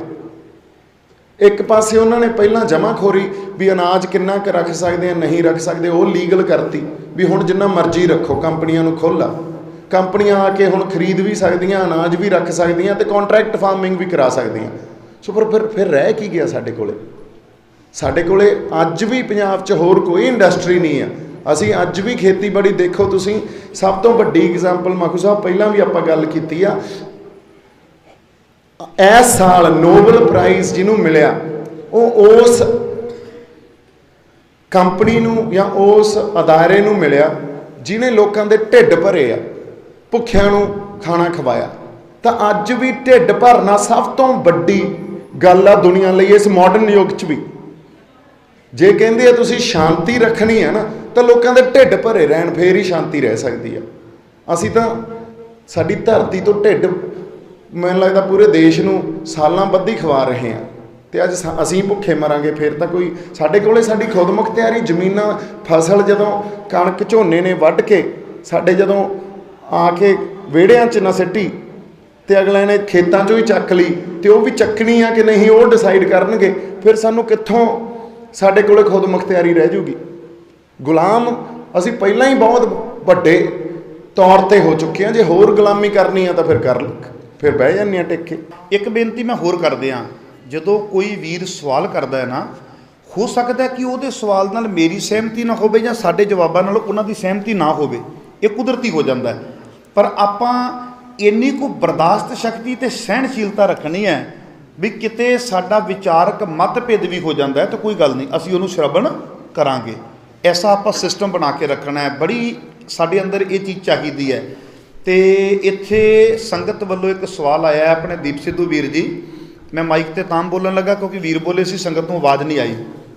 ਹਾਂਜੀ, ਉਹ ਸਵਾਲ ਇਹ ਆਇਆ ਵੀਰ ਵੱਲੋਂ ਵੀ ਕਿਸਾਨ ਜਥੇਬੰਦੀਆਂ ਨੇ 26 ਤਰੀਕ ਹੈ ਜੀ, 26 ਤਾਰੀਖ ਨੂੰ ਦਿੱਲੀ ਜਾਣ ਦੀ ਗੱਲ ਕੀਤੀ ਹੈ, ਤੇ ਵੀਰ ਦਾ ਸਵਾਲ ਸੀ ਕਿ ਸਾਨੂੰ ਕਿਸਾਨ ਭਰਾਵਾਂ ਦੇ ਨਾਲ ਜਾਣਾ ਚਾਹੀਦਾ ਹੈ ਜਾਂ ਤੁਹਾਡੇ ਮਗਰ ਲੱਗਣਾ ਚਾਹੀਦਾ ਜਾਂ ਇਸ ਪ੍ਰਕਾਰ ਦੀ ਗੱਲ ਹੈ, ਤੇ ਇਹਦਾ ਮੈਂ ਚਾਹਾਂਗਾ ਵੀ ਤੁਸੀਂ ਜਵਾਬ ਜ਼ਰੂਰ ਦਿਓ। ਬਾਈ ਜੀ 26-27 ਨੂੰ ਆਪਾਂ ਨਾਲ ਹੀ ਜਾ ਰਹੇ ਹਾਂ ਉਹਨਾਂ ਦੇ, ਉਸੇ ਕੌਲ ਦਾ ਆਪਾਂ ਨੂੰ ਹਿੱਸਾ ਬਣਨਾ ਚਾਹੀਦਾ। ਉਹਦੀਆਂ 2-3 ਉਹਦਾ ਕਾਰਨ ਹੈਗੇ ਆ। ਪਹਿਲਾ ਕਾਰਨ ਤਾਂ ਇਹ ਆ ਵੀ ਅਸੀਂ ਆਪਸ 'ਚ ਹੋ ਸਕਦਾ ਅੰਦਰੂਨੀ ਤੌਰ ਤੇ ਨਾ ਸਹਿਮਤ ਹੋਈਏ ਕਈ ਗੱਲਾਂ ਤੇ, ਪਰ ਮਕਸਦ ਤਾਂ ਸਾਡਾ ਦਿੱਲੀ ਨੂੰ ਝੁਕਾਉਣਾ ਹੀ ਆ ਨਾ। ਜੇ ਸਾਨੂੰ ਇਸ ਗੱਲ ਤੇ, ਔਰ ਮਕਸਦ ਕੀ ਆ, ਸਰਕਾਰ ਤੇ ਪ੍ਰੈਸ਼ਰ ਪੁਆਇੰਟ ਬਿਲਡ ਕਰਨਾ। ਜੇ ਦਿੱਲੀ ਜਾ ਕੇ ਸਾਨੂੰ ਘੇਰਾ ਪਾਉਣ ਨੂੰ ਉੱਥੇ ਅਸੀਂ ਸਫਲ ਹੋ ਜਾਂਦੇ ਹਾਂ ਤਾਂ ਇੱਕ ਪ੍ਰੈਸ਼ਰ ਬਿਲਡ ਹੋਊਗਾ, ਤੇ ਪ੍ਰੈਸ਼ਰ ਬਿਲਡ ਕਰਨ ਦੇ ਵੱਖ-ਵੱਖ ਢੰਗ ਹੁੰਦੇ ਆ, ਤੇ ਇਸ ਕਰਕੇ। ਔਰ ਦੂਜਾ, ਉਹਨਾਂ ਕੋਲੇ ਹਜੇ ਕੈਡਰ ਬਹੁਤ ਵੱਡਾ। ਮੈਂ ਮੰਨ ਲਓ ਇੱਕ ਕਾਲ ਦੇਤੀ, 5-10 ਹਜ਼ਾਰ ਬੰਦਾ ਇਕੱਠਾ ਹੋ ਜਾਊਗਾ, ਪਰ ਉਹਨਾਂ ਕੋਲੇ ਬਹੁਤ ਵੱਡਾ ਕੈਡਰ ਆ, ਲੱਖਾਂ ਦਾ ਕੈਡਰ ਆ। ਤੇ ਜੇ ਉਨੇ ਬੰਦੇ, ਕਾਲ ਇਹ ਆ ਵੀ ਸਭ ਚੱਲੋ ਦਿੱਲੀ, ਚੱਕ ਲਓ ਬੋਰੀਆ ਬਿਸਤਰਾ ਤੇ ਕੱਪੜੇ, ਤੇ ਆਪਾਂ ਨੂੰ ਜਦੋਂ ਦਿੱਲੀ ਤੇ ਜਾਂ ਸਰਕਾਰ ਤੇ ਪ੍ਰੈਸ਼ਰ ਬਿਲਡ ਕਰਨਾ, ਤੇ ਉਸ ਕਾਲ ਦਾ ਸਾਥ ਦੇਣਾ ਚਾਹੀਦਾ। ਫਿਰ ਵੈਸੇ ਮੈਂ ਇੱਕ ਤੁਹਾਨੂੰ ਕਾਲਾ ਸੰਘਿਆ ਵੱਲੋਂ ਵਧਾਈ ਦਿਆਂ, ਆਹ ਜਿਹੜਾ ਆਪਾਂ ਕਿਛ ਸੁਣੀਏ ਕਿਛ ਕਹੀਏ, ਗੁਰਬਾਣੀ ਦਾ ਸਿਧਾਂਤ ਹੈ ਨਾ ਜੀ, ਜਿਹੜਾ ਆਪਾਂ ਸੁਣਦੇ ਹਾਂ ਤੇ ਕਹਿੰਦੇ ਹਾਂ, ਇਹ ਚੀਜ਼ ਦੇ ਵਿੱਚੋਂ ਆਦਾਨ ਪ੍ਰਦਾਨ ਕੀ ਹੁੰਦਾ, ਆਦਾਨ ਪ੍ਰਦਾਨ। ਜਦੋਂ ਅਸੀਂ ਗੱਲ ਕਰਦੇ ਹਾਂ ਵੀ ਕਿਸੇ ਬਾਰਡਰ ਸਟੇਟ ਦੀ, ਵੀ ਕੁਛ ਉੱਧਰੋਂ ਆਵੇ ਇੱਧਰੋਂ ਜਾਵੇ, ਉਹਦੇ ਨਾਲ ਕੀ ਹੈ, ਦੋਵੇਂ ਧਿਰਾਂ ਜਿਹੜੀਆਂ ਨੇ ਖੁਸ਼ਹਾਲ ਹੋ ਜਾਂਦੀਆਂ ਨੇ। ਕਈ ਵਾਰੀ ਐਸਾ ਹੁੰਦਾ ਵੀ ਅਸੀਂ ਨਾ, ਸਾਡੀ ਇੱਕ ਪ੍ਰੋਬਲਮ ਹੈ, ਮੈਂ ਬਾਪੂ ਜੀ ਤੁਹਾਡੇ ਸਵਾਲ ਦਾ ਦਿੰਦੇ ਹਾਂ ਵੀਰ ਜੀ ਜਵਾਬ। ਸਾਡੀ ਨਾ ਇੱਕ ਪ੍ਰੋਬਲਮ ਹੈ, ਉਹ ਮੈਂ ਦੱਸ ਦਵਾਂ ਵੀ ਕਿਹੜੀ ਹੈ। ਸਾਡੇ ਬੜੇ ਸਿਆਣੇ ਮੀਡੀਆ ਵਾਲੇ ਵੀਰ ਵੀ ਬੈਠੇ ਨੇ, ਸੰਗਤ ਵੀ ਬੈਠੀ ਹੈ। ਪ੍ਰਚਾਰਕ ਵੀ ਕਈ ਵਾਰੀ ਨਾ ਟੀਕਾ ਘਰੋਂ ਹੀ ਭਰ ਕੇ ਲੈ ਕੇ ਜਾਂਦਾ ਹੈ, ਉੱਥੇ ਇਹ ਨਹੀਂ ਦੇਖਣਾ ਵੀ ਪ੍ਰੋਬਲਮ ਕੀ ਹੈ, ਜਿਹੜਾ ਟੀਕਾ ਉਹਨੇ ਭਰਿਆ ਹੁੰਦਾ ਜਾ ਕੇ ਠੋਕ ਦਿੰਦਾ। ਹੁਣ ਕਿਸੇ ਥਾਂ ਦੇ ਉੱਪਰ ਤੁਸੀਂ ਜਾ ਕੇ ਦੇਖੋਗੇ, ਉੱਥੇ ਨਾ ਬੜਾ ਜ਼ਿਆਦਾ ਸ਼ਰਾਬ ਦਾ ਮਾਹੌਲ ਹੁੰਦਾ ਹੈ, ਕਿਸੇ ਜਗ੍ਹਾ ਦੇ ਉੱਪਰ ਬੜੀ ਮਨਮਤ ਹੁੰਦੀ ਹੈ ਨਾ, ਤੇ ਕਿਸੇ ਜਗ੍ਹਾ ਦੇ ਉੱਪਰ ਤੁਸੀਂ ਦੇਖੋਗੇ ਬਹੁਤ ਜ਼ਿਆਦਾ ਅੰਧ ਵਿਸ਼ਵਾਸ ਦੇ ਵਿੱਚ ਲੋਕ ਫਸੇ ਹੁੰਦੇ ਨੇ। ਪ੍ਰਚਾਰਕ ਨੂੰ ਚਾਹੀਦਾ ਅੱਧਾ ਘੰਟਾ ਪਹਿਲਾਂ ਜਾਣਾ, ਉੱਥੇ ਵਿਚਾਰਕ ਸਾਂਝਾ ਕਰੇ, ਉੱਥੋਂ ਪ੍ਰੋਬਲਮਸ ਦਾ ਪਤਾ ਲੱਗੇ ਤੇ ਆਪਾਂ ਉਹਦਾ ਕੋਈ ਹੱਲ ਕੱਢੀਏ ਆਪਣੇ ਵਿਚਾਰਾਂ ਵਿੱਚ। ਪਰ ਐਸਾ ਨਹੀਂ ਹੁੰਦਾ, ਪ੍ਰਚਾਰਕ ਟੀਕਾ ਘਰੋਂ ਭਰ ਕੇ ਜਾਂਦਾ, ਬਿਮਾਰੀ ਕੋਈ ਵੀ ਹੋਵੇ ਉਹਨੇ ਠੋਕ ਦੇਣਾ ਉੱਥੇ ਜਾ ਕੇ ਵੀ ਘੰਟਾ ਆਪਣਾ ਬੰਨੇ, ਲਿਫਾਫਾ ਫੜਾਓ ਸਾਡਾ ਜਿਹੜਾ 15,000 ਵਾਲਾ, ਅਸੀਂ ਜੇਬ 'ਚ ਪਾ ਕੇ ਤੇ ਹੁਣ ਆਪਣੇ ਘਰ ਚੱਲੀਏ। ਪਰ ਨਹੀਂ, ਜੇ ਕਿਤੇ ਐਸਾ ਥੋੜਾ ਸੰਗਤ ਭਾਵੇਂ ਪਹਿਲਾਂ ਪ੍ਰਚਾਰਕ ਨਾਲ ਮਿਲ ਲਵੇ, ਜਦੋਂ ਤੁਸੀਂ 2 ਹੀ ਸਵਾਲ ਕਰਦੇ ਹੋ ਨਾ, ਤੇ ਪ੍ਰਚਾਰਕ ਦਾ ਸਿਸਟਮ ਆਪਣੇ ਅੰਦਰ ਬਣ ਜਾਂਦਾ ਵੀ ਹੁਣ ਜਦੋਂ ਮੈਂ ਵਿਚਾਰ ਦੇਣੀ ਹੈ ਨਾ, ਤੇ ਇਸ ਤਰੀਕੇ ਦੀ ਦੇਣੀ ਹੈ ਵੀ ਇਹਨਾਂ ਵੀਰਾਂ ਦੇ ਸਵਾਲਾਂ ਦੇ ਜਵਾਬ ਵੀ ਮਿਲੇ ਜਾਣ। ਬਾਪੂ ਜੀ ਨੇ ਬੜੀ ਸੋਹਣੀ ਗੱਲ ਕੀਤੀ ਹੈ, ਕਹਿੰਦੇ ਵੀ ਤੁਸੀਂ ਖੁਦ ਮੁਖਤਿਆਰੀ ਦੀ ਗੱਲ ਕੀਤੀ ਹੈ, ਤੇ ਬਾਪੂ ਜੀ ਦਾ ਸਵਾਲ ਹੈ, ਜ਼ਰੂਰੀ ਨਹੀਂ ਕਿ ਬਿਲਕੁਲ ਦਰੁਸਤ ਹੀ ਹੋਵੇਗਾ, ਕਿਉਂਕਿ ਜਿਨ੍ਹਾਂ ਬਾਰੇ ਤੁਸੀਂ ਵੀ ਸਟੱਡੀ ਕੀਤਾ, ਮੈਂ ਵੀ ਕੀਤਾ ਹੈ। ਅਸਲ ਦੇ ਵਿੱਚ ਕਿਸ ਤਰੀਕੇ ਦਾ ਇੱਕ ਵਿਚਾਰਧਾਰਾ ਸੀ, ਬਸ ਫਰਕ ਇੰਨਾ ਸੀ, ਇੱਕ ਹਿੰਦੂਇਜ਼ਮ ਦੀ ਗੱਲ ਤੇ ਇੱਕ ਮੁਸਲਮਾਨ ਭਰਾਵਾਂ ਦੇ, ਥੋੜਾ ਜਿਹਾ ਸਾਨੂੰ ਉਦੋਂ ਮਾਨਵਤਾ ਦੇ ਪਾਸੇ ਦੇਖਣਾ ਪੈਂਦਾ। ਖੈਰ ਬਾਪੂ ਜੀ ਦਾ ਸਵਾਲ ਇਹ ਹੈ ਬਈ ਤੁਸੀਂ ਗੱਲ ਕਰਦੇ ਹੋ ਖੁਦ ਮੁਖਤਿਆਰੀ ਦੀ, ਕਹਿੰਦੇ ਜੇ ਜਨਾਹ ਖੁਦ ਮੁਖਤਿਆਰੀ ਲੈ ਸਕਦਾ ਹੈ ਤੇ ਆਪਾਂ ਕਿਉਂ ਪਿੱਛੇ ਰਹਿ ਗਏ। ਦੀਪ ਸਿੱਧੂ ਜੀ ਸਵਾਲ ਦਾ ਜਵਾਬ ਦਿਓ। ਬਿਲਕੁਲ ਜੀ, ਸਵਾਲ ਬਹੁਤ ਪਿਆਰਾ ਆ। ਇਹ ਵੀਰ ਹਰਜਿੰਦਰ ਸਿੰਘ ਨੇ ਔਰ ਇਹ ਘੱਟੋ ਘੱਟ 60 ਕਿਲੋਮੀਟਰ ਦੂਰੋਂ ਚੱਲ ਕੇ ਆਪਣੇ ਕੋਲ ਇੱਥੇ ਆਏ ਨੇ, ਪ੍ਰੋਗਰਾਮ ਦਾ ਹਿੱਸਾ ਬਣੇ ਨੇ। ਤੇ ਆਪਾਂ ਜਿਵੇਂ ਬੇਨਤੀ ਕੀਤੀ ਸੀ, ਆਪਾਂ ਇੱਕ ਲਾਸਟ ਸਵਾਲ ਕਰਾਂਗੇ, ਕਿਉਂਕਿ ਜੇ ਸਾਰੇ ਸਵਾਲ ਕਾਲਾ ਸੰਘੇ ਹੀ ਕਰ ਲਏ ਫਿਰ ਮਹੂ ਕੀ ਕਰਾਂਗੇ ਆਪਾਂ, ਫਿਰ ਆਪਾਂ ਸ਼ੰਭੂ ਮੋਰਚੇ ਤੇ ਕੀ ਕਰਾਂਗੇ। ਆਪਾਂ ਸਾਰਿਆਂ ਨੂੰ ਵਕਤ ਦੇਣਾ ਨਾ ਜੀ, ਇਸ ਕਰਕੇ ਬੇਨਤੀ। ਹਾਂਜੀ ਅੱਛਾ ਜੀ, ਇਸ ਤਰ੍ਹਾਂ ਬੇਨਤੀ ਹੈ ਮੇਰੀ, ਸਵਾਲ ਹੁੰਦਾ ਬੜਾ ਛੋਟਾ ਜਿਹਾ। ਜਦੋਂ ਆਪਾਂ ਜੱਜ ਦੇ ਸਾਹਮਣੇ, ਇੱਕ ਮਿੰਟ ਜੀ, ਜੱਜ ਦੇ ਸਾਹਮਣੇ ਗੱਲ ਕਰਦੇ ਹੁੰਦੇ ਆ ਨਾ, ਉਦੋਂ ਪਤਾ ਕੀ ਹੁੰਦਾ ਹੈ, ਆਪਣੇ ਕੋਲ ਬੜਾ ਸ਼ਾਰਟ ਟਾਈਮ ਹੁੰਦਾ ਹੈ। ਉਹ ਤੁਸੀਂ ਭਾਵੇਂ ਆਪਣੇ ਕਿਤਾਬ ਦੇ ਵਰਕੇ ਇਕੱਠੇ ਕਰਦਿਆਂ ਕੱਢ ਲਓ ਤੇ ਭਾਵੇਂ ਆਪਣੀ ਗੱਲ ਰੱਖ ਲਓ। ਸੋ ਮੈਨੂੰ ਮੇਰੇ ਉਸਤਾਦਾਂ ਵੱਲੋਂ, ਬਹਿ ਜਾਓ, ਤੁਹਾਡਾ ਸਵਾਲ ਸਾਹਮਣੇ ਲੱਗ ਗਿਆ। ਅੱਛਾ, ਮੈਨੂੰ ਮੇਰੇ ਉਸਤਾਦਾਂ ਵੱਲੋਂ ਇਹ ਗੱਲ ਦੱਸੀ ਗਈ ਹੈ, ਕਹਿੰਦੇ ਬੇਟਾ ਜੇ ਤੁਸੀਂ ਕਿ ਵੱਡੀ ਸਟੇਜ ਤੇ ਜਾਣਾ ਨਾ ਤੇ ਤੁਹਾਡੇ ਕੋਲ ਮਿੰਟ 5 ਤੋਂ 7 ਹੀ ਹੁੰਦੇ ਆ। ਭਾਵੇਂ ਤੇ ਆਪਦੇ ਕੰਨ ਜੇ ਖੁਰਕਦੇ ਕੱਢ ਲਓ ਤੇ ਭਾਵੇਂ ਆਪਦਾ ਸੈਟਿੰਗ ਜੀ ਕਰਦੇ ਆ, ਭਾਵੇਂ ਮਾਈਕ ਦੀ ਆਵਾਜ਼ ਘੱਟ ਹੈ ਜੀ, ਕੈਮਰਾ ਇਹਨੂੰ ਕਰ ਲਓ ਤੇ ਭਾਵੇਂ ਆਪਣੀ ਗੱਲ ਰੱਖ ਲਓ। ਸੋ ਆਪਾਂ ਥੋੜੇ ਸਮੇਂ ਵਿੱਚ ਗੱਲ ਰੱਖਣੀ ਹੈ। ਅੱਛਾ ਵੀਰ ਜੀ, 2 ਸਵਾਲ ਤੁਹਾਡੇ ਉੱਪਰ ਆਏ ਨੇ। ਇੱਕ ਤੇ ਨਿਚੋੜ ਹਰਪਾਲ ਸਿੰਘ ਮਖੂ ਦੇ ਸਵਾਲ ਦਾ ਤੇ ਹਰਜਿੰਦਰ ਸਿੰਘ ਵੀਰ ਦੇ ਸਵਾਲ ਦਾ ਇਹ ਹੈ ਬਈ ਅਸੀਂ ਆਪਸੀ ਮਤਭੇਦ ਦੂਰ ਕਿਵੇਂ ਕਰੀਏ। ਸਾਡੇ ਆਪਸੀ ਮਤਭੇਦ ਹੀ ਦੂਰ ਨਹੀਂ ਹੋਏ, ਅਸੀਂ ਪ੍ਰਾਪਤੀਆਂ ਵਾਲੇ ਪਾਸੇ ਕਿਵੇਂ ਵਧਾਂਗੇ। ਠੀਕ ਹੈ ਜੀ। ਤੇ ਸੈਕੰਡ ਵੀਰ ਦਾ ਜਿਹੜਾ ਸਵਾਲ ਸੀ, ਉਹਨਾਂ ਦਾ ਇਹ ਸੀ ਕਿ ਜੇ ਤੁਸੀਂ ਹੁਣ ਸਮਝਦੇ ਹੋ ਵੀ ਕਾਂਗਰਸ, ਬੀਜੇਪੀ, ਅਦਰ ਪਾਰਟੀਜ਼ ਵੀ ਇਹ ਸਾਰੀਆਂ ਜਿਹੜੀਆਂ ਨੇ ਸਾਨੂੰ ਰਵਾਇਤੀ ਪਾਰਟੀਆਂ ਲੁੱਟਦੀਆਂ ਨੇ, ਖਾ ਰਹੀਆਂ ਨੇ, ਤੇ ਕਹਿੰਦੇ ਵੀ ਕੁਝ ਕੁ ਸਾਲ ਪਹਿਲਾਂ ਦੀ ਗੱਲ ਹੈ ਵੀ ਸਨੀ ਦਿਓਲ ਦੀ ਸਪੋਰਟ ਦੇ ਵਿੱਚ ਤੁਸੀਂ ਆਏ ਸੀ। ਇੱਥੇ ਮੈਂ ਥੋੜਾ ਜਿਹਾ ਜ਼ਿਕਰ ਕਰਦੇ ਹਾਂ, ਕਈਆਂ ਭੈਣਾਂ ਨੂੰ ਨਹੀਂ ਪਤਾ ਹੋਣਾ। ਵੀਰ ਦਾ ਨਾਮ ਆਪਾਂ ਦੀਪ ਸਿੱਧੂ ਕਹਿੰਦੇ ਆ, ਪਰ ਆਮ ਕਰਕੇ ਮਸ਼ਹੂਰ ਹੈ ਜੋਰਾ 10 ਨੰਬਰੀਆ। ਜੋਰਾ 10 ਨੰਬਰੀਆ ਇੱਕ ਪਿਕਚਰ ਆਈ ਸੀ ਨਾ, ਉਹਨਾਂ ਕਰਕੇ ਜੋਰਾ 10 ਨੰਬਰੀਆ ਕਹਿੰਦੇ ਆ। ਤੇ ਜਦੋਂ ਸਨੀ ਦਿਓਲ ਦੀ ਸਪੋਰਟ ਦੇ ਵਿੱਚ ਆਏ ਸੀ ਤੇ ਉਦੋਂ ਧਰਮਿੰਦਰ ਦੇ ਆਉਣ ਦਾ ਲੋਕਾਂ ਨੇ ਇੰਨਾ ਚਾਅ ਨਹੀਂ ਸੀ ਚੜਾਇਆ ਜਿੰਨਾ ਇਹਨਾਂ ਦੇ ਆਉਣ ਦੇ ਉੱਪਰ ਕਿਹਾ ਸੀ ਜੋਰਾ ਬਾਈ ਆਇਆ, ਜੋਰਾ ਬਾਈ ਆਇਆ। ਔਰ ਇਹ ਸਵਾਲ ਬਿਲਕੁਲ ਜਾਇਜ਼ ਵੀ ਹੈ ਤੇ ਇਹ ਸਵਾਲ ਵੀਰ ਜੀ ਕਿਤੇ ਨਾ ਕਿਤੇ ਸਾਡੇ ਅੰਦਰ ਵੀ ਉਤਪੰਨ ਹੋ ਜਾਂਦਾ ਹੈ ਬਈ ਆਪਾਂ ਨੂੰ ਕੁਝ ਕੁ ਮਹੀਨਿਆਂ ਦੇ ਵਿੱਚ ਇਸ ਗੱਲ ਦੀ ਸਮਝ ਪਈ ਹੈ। ਜੇ ਸਮਝ ਸੀ ਤੇ ਫਿਰ ਬੀਜੇਪੀ ਦੀ ਟਿਕਟ ਦੇ ਉੱਪਰ ਸਨੀ ਦਿਓਲ ਨੇ ਇਲੈਕਸ਼ਨ ਲੜਿਆ ਔਰ ਆਪਾਂ ਉਹਦੀ ਸਪੋਰਟ ਕਿਉਂ ਕੀਤੀ। ਪਲੀਜ਼ ਇਸ ਸਵਾਲ ਦਾ ਜਵਾਬ ਜ਼ਰੂਰ ਦਿਓ। ਸੈਕਿੰਡ, ਮੈਂ ਇੱਕ ਛੋਟੀ ਜੀ ਗੱਲ ਤੁਹਾਡੇ ਵੀਰਾਂ ਨਾਲ ਕਰਨੀ ਚਾਹੁੰਦਾ ਵਾਂ। ਕਿਸੇ ਦੀ ਜ਼ਿੰਦਗੀ ਦੇ ਵਿੱਚ ਕਈ ਵਾਰੀ ਨਾ ਕੋਈ ਘਟਨਾ ਘਟਦੀ ਹੈ ਤੇ ਸੁਧਾਰ ਆ ਜਾਂਦਾ ਹੈ। ਫੋਰ ਐਗਜ਼ਾਮਪਲ, ਮੈਂ ਕਈ ਵਾਰੀ ਕਹਿਣਾ ਹੁੰਦਾ ਵਾਂ ਕਿ ਮੇਰੇ ਗੁਰੂ ਨਾਨਕ ਦੀ ਕਾਉਂਸਲਿੰਗ ਕੈਸੀ ਹੋਵੇਗੀ। ਭੈਣੋ ਬੜੇ ਪਿਆਰ ਨਾਲ ਸੁਣਿਆ ਜੇ, ਮੇਰੇ ਗੁਰੂ ਨਾਨਕ ਦੀ ਕਾਉਂਸਲਿੰਗ ਕੈਸੀ ਹੋਵੇਗੀ। ਗੁਰੂ ਨਾਨਕ ਦੇ ਜਾਣ ਤੋਂ ਪਹਿਲਾਂ ਇੱਕ ਸਿਰੇ ਦਾ ਠੱਗ ਹੈ, ਪਰ ਗੁਰੂ ਨਾਨਕ ਦੀ ਕਾਉਂਸਲਿੰਗ ਤੋਂ ਬਾਅਦ ਉਹ ਕਹਿੰਦਾ ਨਹੀਂ ਇਹ ਕਤਲਗਾਹ ਨਹੀਂ, ਇਹ ਧਰਮਸ਼ਾਲਾ ਬਣ ਗਈ ਹੈ। ਮੇਰੇ ਗੁਰੂ ਨਾਨਕ ਦੀ ਕਾਉਂਸਲਿੰਗ ਕੈਸੀ ਹੋਵੇਗੀ। ਇਹ ਚੀਜ਼ਾਂ 'ਚ ਵਿਚਾਰਿਆ ਜੇ, ਇਹ ਤਾਂ ਘੜੀ ਦੀਆਂ ਗੱਲਾਂ ਨੇ। ਫਿਰ ਤੇ ਮੈਂ ਕੱਲ ਨੂੰ ਸਵਾਲ ਕਰ ਜਾਂਗਾ ਵੀ ਇੰਨੇ ਚਿਰ ਦਾ ਠੱਗ ਸੀ। ਇੱਕ ਗੁਰੂ ਨਾਨਕ ਵਿਚਾਰਧਾਰਾ ਸਾਡੀ ਜ਼ਿੰਦਗੀ ਬਦਲਦੀ ਹੈ, ਇਹ ਚੀਜ਼ ਮੈਂ ਜ਼ਰੂਰ ਬੇਨਤੀ ਕਰਦੇ ਹਾਂ। ਸੋ ਆਓ ਆਪਾਂ ਇਸ ਸਵਾਲ ਦਾ ਜਵਾਬ ਲੈ ਕੇ ਉਪਰੰਤ ਵੀਰੋ ਸਮਾਪਤੀ ਹੈ। ਪਲੀਜ਼ ਜਿਹੜੇ ਤੁਹਾਡੇ ਸਵਾਲ ਨੇ, ਆਪਾਂ ਮੇਰੇ ਖਿਆਲ ਦੇ ਵਿੱਚ 18 ਜਾਂ 19 ਦੇ ਵਿੱਚ ਇੱਕ ਮਖੂ ਦੇ ਵਿੱਚ ਪ੍ਰੋਗਰਾਮ ਰੱਖ ਰਹੇ ਹਾਂ, 2 ਘੰਟੇ ਦਾ ਹੋਏਗਾ। ਅੱਜ ਮਖੂ ਵਾਲੇ ਇੱਥੇ ਆਪੜੇ ਹੈ, ਕਰ ਦਿਓਗੇ ਕਿਰਪਾ ਤੁਸੀਂ ਵੀ। ਹਾਂ, ਕਾਲਾ ਸੰਘੇ ਵਾਲਿਓ ਜ਼ਰੂਰ ਆਇਆ ਜੇ। ਮੁਖਤਿਆਰ ਸਿੰਘ ਵੀਰ ਸੰਗਤ ਲੈ ਕੇ ਉਸ ਦਿਨ ਆਉਣਾ। ਡੇਟ ਅਸੀਂ ਹੁਣੇ ਫਾਈਨਲ ਕਰ ਦਿੰਦੇ ਹਾਂ। ਉਸ ਦਿਨ ਜ਼ਿਆਦਾ ਬੁਲਾਰੇ ਨਹੀਂ ਰੱਖਾਂਗੇ, 3 ਹੀ ਬੁਲਾਰੇ ਰੱਖਾਂਗੇ, ਸਮਾਂ ਖੁੱਲ੍ਹ ਕੇ ਲਾਵਾਂਗੇ ਆਪਾਂ। ਕਿਉਂਕਿ ਜਦੋਂ ਜ਼ਿਆਦਾ ਬੁਲਾਰੇ ਹੁੰਦੇ ਆ ਨਾ, ਇੱਕ ਮਾਈਕ ਜਿਹਾ ਖੜਕਾਈ ਜਾਈਦਾ, ਕਦੀ ਹੇਠੋਂ ਸਟੇਜ ਖੜਕਾ ਦੀ ਬਸ ਕਰਦਾ ਨਹੀਂ, 3 ਹੀ ਬੁਲਾਰੇ ਰੱਖਾਂਗੇ, ਖੁੱਲ੍ਹ ਕੇ ਸਮਾਂ ਲਾਵਾਂਗੇ। ਠੀਕ ਹੈ ਜੀ। ਤੇ ਬੇਨਤੀ ਹੈ ਮੇਰੀ, ਹੁਣ ਦੀਪ ਸਿੱਧੂ ਵੀਰ ਦੇ ਉੱਪਰ 2 ਸਵਾਲ ਆਏ ਨੇ। ਇੱਕ ਤੇ ਇਹ ਆ ਵੀ ਇੰਨਾ ਸਮਾਂ ਹੋ ਗਿਆ, ਸਾਡੇ ਆਪਸੀ ਮਤਭੇਦ ਮੁੱਕਦੇ ਕਿਉਂ ਨਹੀਂ ਪਏ। ਤੇ ਸੈਕਿੰਡ ਇਹ ਆ ਵੀ ਸਨੀ ਦਿਓਲ ਦੀ ਸਪੋਰਟ ਕਿਉਂ ਕੀਤੀ, ਉਹ ਵੀ ਤੇ ਬੀਜੇਪੀ ਦੀ ਸੀਟ ਦੇ ਉੱਪਰ, ਬੀਜੇਪੀ ਦੀ ਟਿਕਟ ਦੇ ਉੱਪਰ ਆਇਆ ਸੀ। ਪਲੀਜ਼ ਦਾ ਸਵਾਲ ਤੁਹਾਡੇ ਅੱਗੇ ਨੇ, ਇਹਨਾਂ ਦੇ ਜਵਾਬ ਜ਼ਰੂਰ ਦਿਓ ਜੀ। ਹਾਂਜੀ, ਸ਼ਾਰਟ ਹੀ ਕਰ ਲਾਂਗੇ ਜੀ। ਤੇ ਇਸ ਤੋਂ ਬਾਅਦ ਕਿਸੇ ਵੀਰ ਦਾ ਕੋਈ ਸਵਾਲ ਨਹੀਂ ਹੋਵੇਗਾ ਪਲੀਜ਼, ਕਿਉਂਕਿ ਉਹਨਾਂ ਨੇ ਬਹੁਤ ਦੂਰ ਅੱਪੜਨਾ ਹੈ। ਸ਼ੰਭੂ ਬਾਰਡਰ ਉਹ ਪਰਾਂ ਬੜੀ ਦੂਰ ਪੈ ਜਾਂਦਾ ਹੈ ਤੇ ਮੈਂ ਵੀ ਲੁਧਿਆਣੇ ਅੱਪੜਨਾ, ਸਾਰਿਆਂ ਨੇ ਆਪਾਂ ਦੂਰ ਦੂਰ ਜਾਣਾ ਹੈ। ਠੀਕ ਹੈ ਜੀ। ਬੇਨਤੀ ਹੈ ਪ੍ਰਵਾਨ ਕਰਿਆ ਜੀ। ਹਾਂਜੀ ਬਾਈ ਜੀ, ਪਹਿਲੇ ਸਵਾਲ ਦਾ ਜਵਾਬ ਆਪਾਂ ਇਹ ਲੱਭਦੇ ਹਾਂ ਇਕੱਠੇ ਰਲ ਮਿਲ ਕੇ। ਗੱਲ ਐ ਹੁੰਦੀ ਆ, ਆਪਸੀ ਮਤਭੇਦ ਤਾਂ ਹਮੇਸ਼ਾ ਹੀ ਹੁੰਦੇ ਆ। ਮਿਸਲ ਕਾਲ 'ਚ ਮਿਸਲਾਂ ਦਾ ਇਤਿਹਾਸ ਦੇਖ ਲਓ, ਆਪਸ 'ਚ ਲੜਦੇ ਰਹਿੰਦੇ ਹੁੰਦੇ ਸੀ, ਪਰ ਉਹ ਇੱਕ ਸਿਧਾਂਤ 'ਤੇ ਇਕੱਠੇ ਹੋ ਜਾਂਦੇ ਸੀ, ਹੈ ਨਾ ਜੀ। ਜਦੋਂ ਬਾਹਰੋਂ ਹਮਲਾ ਹੁੰਦਾ ਸੀ ਤਾਂ ਇਕੱਠੇ ਹੋ ਜਾਂਦੇ ਸੀ। ਜਦੋਂ ਔਰ ਇੱਕ ਨਾਅਰੇ ਤੇ ਇਕੱਠੇ ਹੋ ਜਾਂਦੇ ਸੀ ਵੀ ਪੰਥ ਹੀ ਨਹੀਂ ਰਹਾ ਤਾਂ ਗ੍ਰੰਥ ਕੌਣ ਮਾਨੇਗਾ, ਤੇ ਪੰਥ ਨੂੰ ਬਚਾਓ ਨਾਅਰੇ ਤੇ। ਸੋ ਸਿਧਾਂਤ ਇੱਕ ਸੀ, ਅੱਜ ਸਿਧਾਂਤ ਵੀ ਵੱਖਰੇ ਵੱਖਰੇ ਆ ਕਿਉਂਕਿ ਹੋਰ ਜ਼ਿਆਦਾ ਵੰਡਾਂ ਪੈ ਗਈਆਂ। ਫਿਰ ਇਸ ਸਮੇਂ ਇੱਕ ਪ੍ਰੋਸੈਸ ਆਫ ਐਵੋਲਿਊਸ਼ਨ ਹੁੰਦਾ, ਜੇ ਤੁਸੀਂ ਸਮਝਦੇ ਹੋ ਇਹਨੂੰ ਪਲੀਜ਼ ਪੜ੍ਹਿਓ ਵੀ ਜਾ ਕੇ। ਇੱਕ ਲੀਡਰਸ਼ਿਪ ਨੇ, ਇੱਕ ਸਮਝ ਨੇ ਵਿਕਸਿਤ ਹੋਣਾ ਹੁੰਦਾ। ਕਈ ਵਾਰੀ ਅਸੀਂ ਕੀ ਕਰਦੇ ਹਾਂ, ਜਿਵੇਂ ਆਮ ਤੌਰ 'ਤੇ ਵੋਟਾਂ 'ਚ ਹੁੰਦਾ, ਵੋਟਾਂ ਆਉਂਦੀਆਂ 4-5 ਲੀਡਰ ਜਿਨ੍ਹਾਂ ਦਾ ਕੋਈ ਐਡਾ ਵੱਡਾ ਪਾਰਟੀ ਜਿੰਨਾ ਆਧਾਰ ਨਹੀਂ ਆ, ਦੂਜੀਆਂ ਰਵਾਇਤੀ ਪਾਰਟੀ ਜਿੰਨੀਆਂ, ਉਹ ਇਕੱਠੇ ਜੇ ਹੋ ਜਾਂਦੇ ਆ ਅਤੇ ਉਹਨਾਂ ਨੂੰ ਲੱਗਦਾ ਵੀ ਅਸੀਂ ਇੱਕ ਫਰੰਟ ਜਿਹਾ ਬਣਾ ਕੇ ਲੜ ਲਾਂਗੇ, ਅਤੇ ਉਹ ਫਿਰ ਬਾਅਦ 'ਚ ਫਿਰ ਲੜ ਪੈਂਦੇ ਆ। ਕਈ ਵਾਰੀ ਚੋਣਾਂ ਤੋਂ ਪਹਿਲਾਂ ਹੀ ਲੜ ਪੈਂਦੇ, ਕਈ ਵਾਰੀ ਬਾਅਦ 'ਚ ਲੜ ਪੈਂਦੇ ਆ। ਕਿਉਂਕਿ ਉਹ ਸਿਧਾਂਤ ਨੇ ਅਤੇ ਇੱਕ ਸਮਝ ਨੇ ਜਿਹਨੇ ਵਿਕਸਿਤ ਹੋਣਾ ਹੁੰਦਾ, ਉਹ ਪ੍ਰੋਸੈਸ 'ਚੋਂ, ਪ੍ਰੋਸੈਸ ਨੂੰ ਪੰਜਾਬੀ 'ਚ ਕੀ ਕਹਿੰਦੇ ਆ ਜੀ, ਮਾੜਾ ਜਿਹਾ ਦੱਸਿਓ।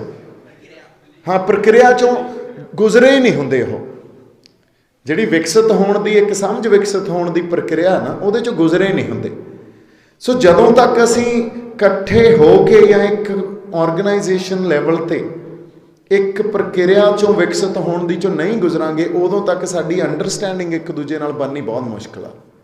ਫਿਰ ਉਹ ਆਪਦੀ ਸਮਝ ਨਾਲ ਇਕੱਠੇ ਹੋ ਜਾਂਦੇ ਆ, ਲੋਕਾਂ ਦੀ ਆਪਦੀ ਸਮਝ ਹੁੰਦੀ ਆ, ਲੋਕਾਂ ਨੇ ਕਿਤੇ ਹੋਰ ਹੀ ਵੋਟਾਂ ਪਾ। ਇਹ ਆਮ ਤੌਰ 'ਤੇ ਇਹੀ ਪ੍ਰੋਬਲਮ ਆ। ਜਿਵੇਂ ਅੱਜ ਵੀ ਤੁਸੀਂ ਦੇਖੋ ਕਮੈਂਟਾਂ 'ਚ ਕਰੀ ਜਾਂਦੇ ਆ, ਖਹਿਰਾ ਸਾਹਿਬ ਨੂੰ, ਗਾਂਧੀ ਸਾਹਿਬ ਨੂੰ, ਫਲਾਨਿਆਂ ਨੂੰ ਇਕੱਠੇ ਕਰ ਲਓ ਯਾਰ। ਮੈਂ ਵੀ ਇਹੀ ਗੱਲ ਸੋਚੀ ਕੁਛ ਦਿਨ ਪਹਿਲਾਂ ਤਾਂ ਹੀ, ਪਰ ਉਦੋਂ ਬਾਅਦ ਇਹ ਮੇਰਾ ਵੀ ਐਵੋਲਿਊਸ਼ਨ ਪ੍ਰੋਸੈਸ ਆ। ਇਹ ਗੱਲ ਵੀ ਮੈਨੂੰ ਸਮਝ 'ਚ ਆਈ ਵੀ ਜਦੋਂ ਤੱਕ ਇੱਕ ਪ੍ਰਕਿਰਿਆ 'ਚੋਂ ਨਹੀਂ ਗੁਜ਼ਰਨਗੇ ਇਹ ਇਕੱਠੇ ਨਹੀਂ ਰਹਿਣਗੇ ਫਿਰ। ਔਰ ਇੱਕ ਪੋਲੀਟੀਕਲ ਏਜੰਡੇ ਨੇ ਇਕੱਠਾ ਕਰਨਾ ਹੁੰਦਾ, ਇੱਕ ਸੋਸ਼ਲ ਏਜੰਡੇ ਨੇ ਇਕੱਠਾ ਕਰਨਾ ਹੁੰਦਾ। ਉਸ ਪ੍ਰਕਿਰਿਆ ਕੀ ਆ, ਉਸ ਏਜੰਡੇ 'ਤੇ ਮੰਥਨ ਹੋਵੇ, ਉਹਦੇ 'ਤੇ ਬਹਿਸ ਹੋਵੇ, ਆਪਸ 'ਚ ਬੈਠ ਕੇ ਗੱਲਾਂ ਬਾਤਾਂ ਕਰਨ। ਉਸ ਮੰਥਨ 'ਚੋਂ ਜਦੋਂ ਕੋਈ ਚੀਜ਼ ਨਿਕਲੇ, ਇੱਕ ਸਮਝ ਪੈਦਾ ਹੋਵੇ ਸਾਂਝੀ, ਫਿਰ ਆਰਗੇਨਾਈਜੇਸ਼ਨ ਕ੍ਰੀਏਟ ਹੁੰਦੀ ਹੈ ਅਤੇ ਫਿਰ ਇਕੱਠੇ ਰਹਿ ਸਕਦੇ ਹਾਂ। ਸੋ ਜਿਹੜਾ ਮਤਭੇਦ ਆ ਅੱਜ, ਉਹ ਲਾਜ਼ਮੀ ਆ ਔਰ ਸੁਭਾਵਿਕ ਵੀ ਆ, ਪਰ ਇਹ ਜੇ ਪ੍ਰਕਿਰਿਆ ਅਸੀਂ ਛੇੜਤੀ, ਔਰ ਇਹ ਪ੍ਰਕਿਰਿਆ ਸਾਨੂੰ ਛੇੜਨੀ ਚਾਹੀਦੀ ਆ। ਫਿਰ ਤੁਸੀਂ ਕਹਿ ਰਹੇ ਹੋ ਵੀ ਕਿਹੜੇ ਲੀਡਰ 'ਤੇ ਵਿਸ਼ਵਾਸ ਕਰੀਏ, ਫਿਰ ਲੀਡਰ ਵਿਸ਼ਵਾਸ ਵਾਲੇ ਵੀ ਨਿਕਲੇ ਆਉਣੇ ਆ ਉਹਦੇ 'ਚੋਂ। ਕਿਉਂਕਿ ਅੱਜ ਦਿੱਲੀ ਨੇ ਕੀ ਕੀਤਾ, ਦਿੱਲੀ ਨੇ ਜਿਹੜੀ ਸਾਡੀ ਲੀਡਰਸ਼ਿਪ ਸੀ ਉਹਨਾਂ ਨੂੰ ਸਾਰਿਆਂ ਨੂੰ ਹੀ ਡਿਸਕ੍ਰੈਡਿਟ ਕਰਤਾ। ਇਹ ਸਾਜ਼ਿਸ਼ ਅਧੀਨ ਹੋਇਆ। ਅੱਜ ਮੋਦੀ ਬਿਹਾਰ 'ਚ ਕਿਉਂ ਜਿੱਤਦਾ, ਕਿਉਂਕਿ ਉੱਥੋਂ ਵਾਲੇ ਤਾਂ ਉਹਨੂੰ ਚੰਗਾ ਮੰਨਦੇ ਆ ਨਾ, ਅਸੀਂ ਨਹੀਂ ਮੰਨਦੇ। ਪਰ ਸਾਡੇ ਵਾਲਿਆਂ ਨੂੰ ਤੁਸੀਂ ਦੇਖੋ, ਅਸੀਂ ਵੀ ਚੰਗਾ ਨਹੀਂ ਮੰਨਦੇ, ਉਹਨਾਂ ਨੇ ਤਾਂ ਮੰਨਣਾ ਹੀ ਕੀ ਆ। ਸਾਡੇ ਵਾਲਿਆਂ ਨੂੰ ਪੂਰਾ ਹੀ ਡਿਸਕ੍ਰੈਡਿਟ। ਅੱਜ ਸਭ ਤੋਂ ਵੱਡੀ ਦੌਲਤ ਆ ਜਿਹੜੀ, ਉਹ ਆ ਕ੍ਰੈਡੀਬਿਲਿਟੀ ਨੂੰ ਭਰੋਸੇਯੋਗਤਾ।